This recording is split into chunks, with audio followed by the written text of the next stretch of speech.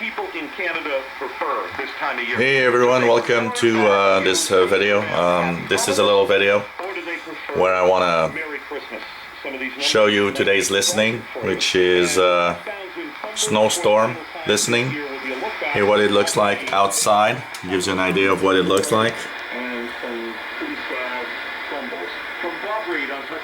This is listening to CFRX in Toronto on 6070 while watching the snowstorm. And with this little scene, I want to wish everyone on the channel that's watching my videos happy holidays. Hope it's a beautiful one for everyone, that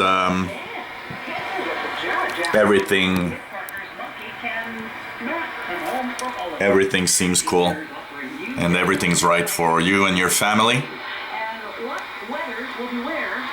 And well,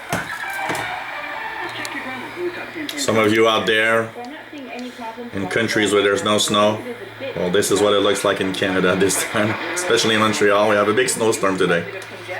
So take care everyone, 73s, and happy holidays. There's a problem on the shoulder of the southbound 404 to the eastbound 401, but all lanes are open, so this backlog should be making its way through. And I'm not seeing any problems on the Garden